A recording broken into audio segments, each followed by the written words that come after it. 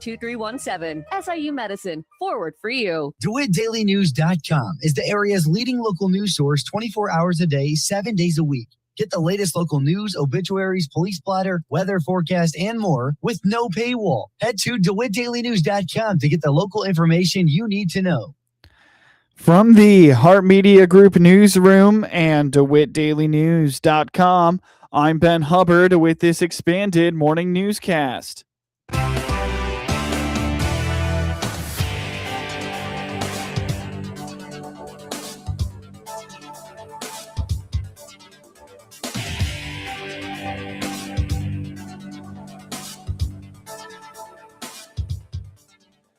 Good morning and thanks for being with us. I'm your host today, Ben Hubbard. You're listening to the WHOW Morning Show. DeWitt County's economic development leader is restating and standing behind the county's need for additional hotel space. Last month, the DeWitt County Development Council formally requested $30,000 for a hotel feasibility study for Clinton and Farmer City. DCDC CEO Kurt Homan explains that while investor groups have already expressed interest in developing new hotels in the area, a formal feasibility study is necessary for potential owners to secure financing from a lender. You know, we've been very fortunate to have some new large manufacturers locate in DeWitt County. And in one of those conversations, I asked, I said, what do you need? Most of the time I'm expecting him having problems with this product. Is there a local supplier? Those types of things is what I'm really asking for. But one in particular said, you need a hotel in Clinton. And, that prompted interest from me, some follow-up questions, and it does make sense. And ultimately, as an example, this particular employer had roughly 180 people in from all over the country about 2 weeks ago. They stayed in Bloomington. They did a lot of meetings in Bloomington. They fed them in Bloomington. They brought them over here in two chartered buses to tour the facility. While they were here, they did have some local food catered in, but for the most part, they spent their time in Bloomington. And this particular business owner suggested that we ought to have them spend their time in Clinton, and he's correct. Yeah. So we look at the other manufacturer; they have people coming in all the time, from corporate, from other places, and I'll ask them, where do you stay? Well, we stay in Bloomington. The studies will provide the hard data that lenders and franchises need to determine if Clinton and Farmer City can support a new hotel. Currently, some of the county's largest manufacturers are hosting visitors and meetings in nearby Bloomington, and Homan points out that takes the revenue out of the local economy. So interestingly, as the discussions progressed, which initiated in Clinton, part two of this is virtually all hotels are franchises. Okay, so you can call Marriott up as an example, and you could say, hey, will you build a hotel in DeWitt County? It's not on the radar, I promise you that.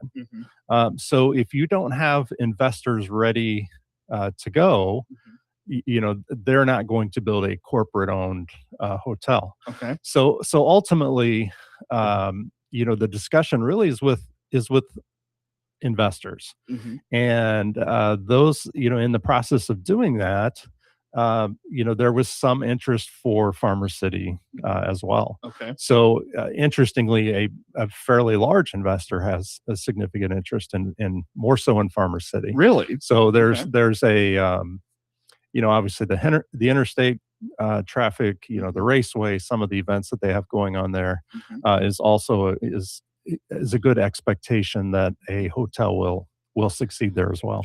The core distinction group will begin the feasibility studies within the next several days. The final report, which is expected to be delivered by mid-June, will include a full breakdown to guide potential investors and the cities through the development process. Get news anytime at DeWittDailyNews.com.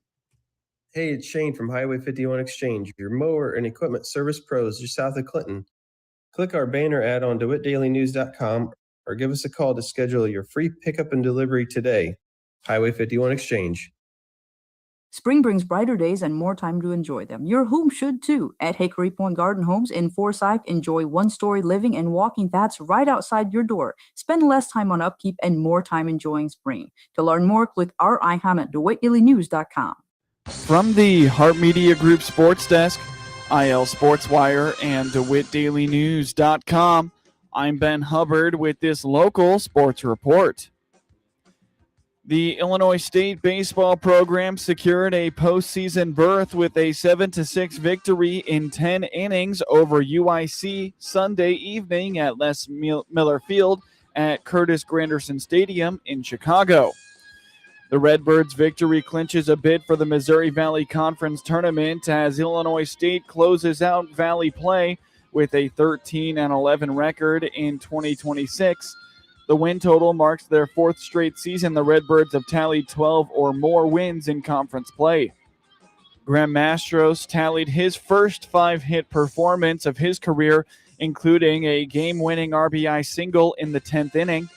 Braden Bakes recorded his team-best 28th multi-hit game of the campaign with 3 hits, including a double in the game. Luke Teschke matched his career-longest outing with 6 innings pitched in the contest. After 2 runs scored in the first frame, Teschke limited the Flames' offense to 2 hits across 5 straight scoreless innings. The Redbirds rattled off 4 straight hits to open the contest as Michael Carano Jr. added an RBI double, and Mastros notched an RBI single to give the Redbirds a 2-0 advantage. In the home half of the opening frame, the Flames matched Illinois State's first inning with a pair of runs of their own to tie it at 2-2. After a scoreless second frame, the Redbirds reclaimed the lead as Mastros tallied his second long ball of the series, giving Illinois State a 3-2 lead. Moments later, the Redbirds struck once more after back-to-back singles from Mastros and Stolga opened the 5th inning. Eric Machej homered to left field to push the Illinois State advantage to 6-2. In the 7th, the Flames added a run after a walk and a wild pitch put a runner in scoring position, setting up an RBI single to cut the Redbirds' lead to 6-3. Trailing entering the bottom of the 9th, the Flames rallied after a leadoff double set up an RBI single for UIC to make it 6-4. With a runner on and 2 outs, the Flames evened the score with a 2-run homer to make it 6-6. In the top of the 10th, the Redbirds responded to the late surge from UIC as back-to-back hit-by pitches placed a runner in scoring position for Illinois State. With a winning run on second, Mastros delivered his 5th hit of the contest with a game-winning RBI single to score Chris Danko and give the Redbirds a 7-6 lead. With the advantage entering the home half of the 10th, Thomas Harper extinguished the Flames' offense with a 1-2-3 frame to secure the Redbirds' victory. The Fighting Illini completed their sweep of Northwestern with a 10-3 win over the Wildcats on Sunday afternoon at Illinois Field. Extending its winning streak to 5 games, Illinois used a strong start from Sam Mommer and an early offensive outburst to improve to 27-23 overall and 13-14 in Big Ten play. Mommer made his 4th start of the year, earning the win after throwing a career-high 5 innings without allowing a run and conceding just 1 hit. The first 3 hitters in the Illini lineup all posted multi-hit days at the plate. Nick Groves went 3 for 4 while reaching 4 times and scoring twice in the leadoff spot, while Michael Farina and Jack Zebig both tallied 2 hits. Colin Jennings hit his team-leading 15th home run of the season in the bottom of the 1st, which came on a 3-run shot to right. The Orange and Blue opened the scoring with a 4-run first before plating 2 in the bottom of the 2nd to extend their lead to 6-0. An RBI double in the 3rd and 2 runs in the 4th then saw the Illini take a 9-0 advantage through 4 innings of play. After the Wildcats got a run back in the 6th, the Illini retook a 9-run lead with Zebig's RBI single in the home half of the 8th. Northwestern scored twice in the top of the 9th, but it was not enough as Illinois closed its home schedule with a victory. Randall Grichuk hit a solo home run, and Drew Romo scored the winning run in the 8th for the Chicago White Sox in a 2-1 win over the Seattle Mariners on Sunday.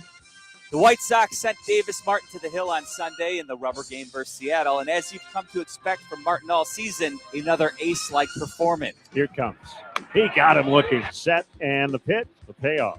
Swung on and missed. He struck him out. 7 strikeouts for Davis Martin. The pitch. He struck him out swinging. A 9 strikeout performance. But he left the game with the Sox trailing 1-0. Cue the 8th inning comeback, spurred by Randall Grichuk. 1-2 is clubbed in the air. Deep left. It's gone. After an off day on Monday, the Sox welcome the Royals for a 3-game series starting Tuesday night. I'm Jeff Meller, and I'll have your pregame coverage starting at 6 p.m. on the ESP 1000 Hard Rock Casino White Sox Network.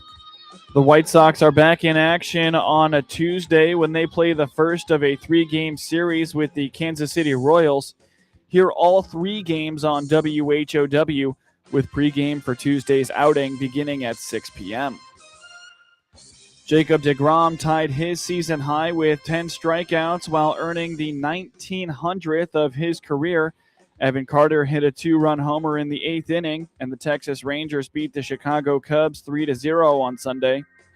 The Texas right-hander allowed 3 hits in 7 innings while striking out Ian Happ 3 times to end Happ's career-best streak for reaching base at 30 games.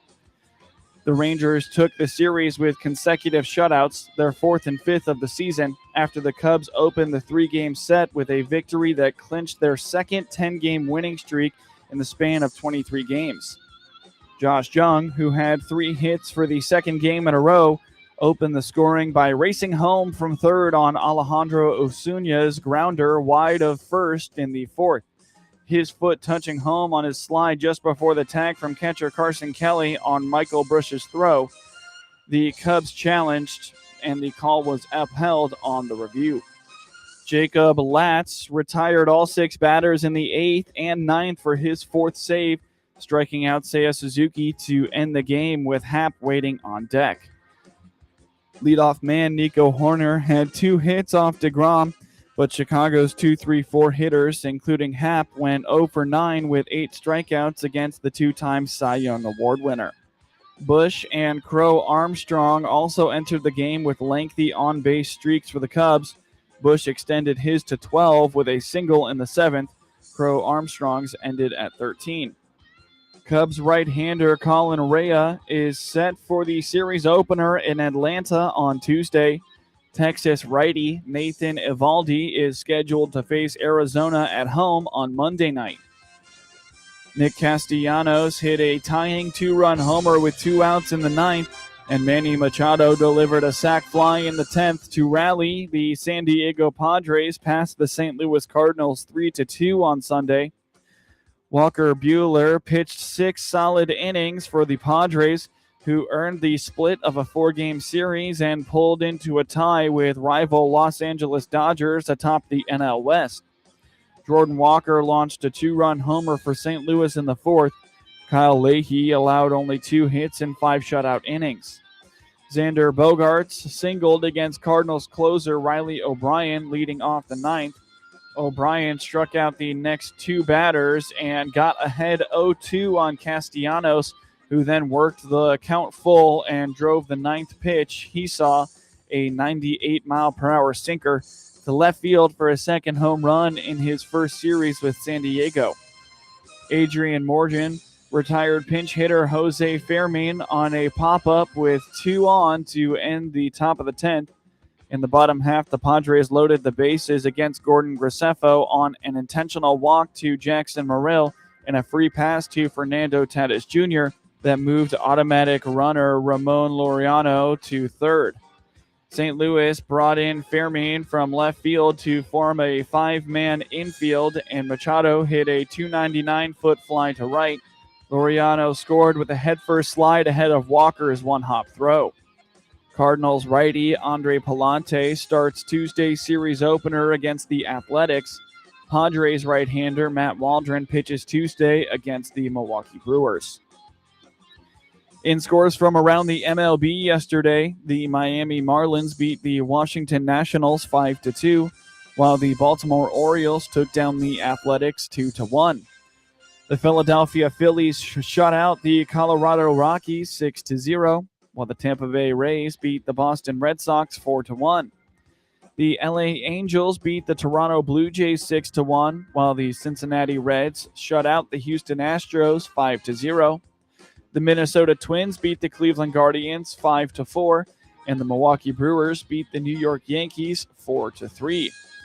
The San Francisco Giants beat the Pittsburgh Padres 7-6 in 12 innings, while the Atlanta Braves took down the LA Dodgers 7-2. The Arizona Diamondbacks beat the New York Mets 5-1, and the Detroit Tigers beat the Kansas City Royals 6-3. In NBA postseason scores from yesterday, the third-seeded New York Knicks beat the seventh-seeded Philadelphia 76ers 144-114, while the sixth-seeded Minnesota Timberwolves beat the two-seed San Antonio Spurs 114-109. In NHL postseason scores from yesterday, the Montreal Canadiens beat the Buffalo Sabres 6-2, and the Anaheim Ducks beat the Las Vegas Golden Knights 4-3. Get highlights of your local high school program by finding IL SportsWire on your preferred social media platforms, and get local sports anytime at DeWittDailyNews.com. It's never too early to start thinking about back-to-school preparations. Part of getting your kids ready for the new school year means making sure they're healthy. SIU Center for Family Medicine is here to help with back-to-school and sports physicals. Healthy kids learn better and play harder. Call 217-735-2317 today to schedule your appointment. That's 217-735-2317. SIU Medicine. Forward for you.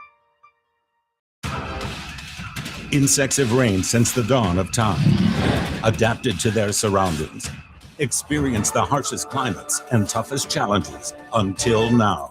With 2 modes of action, Ridgeback insecticide delivers one devastating outcome for soybean aphids: extinction from your field.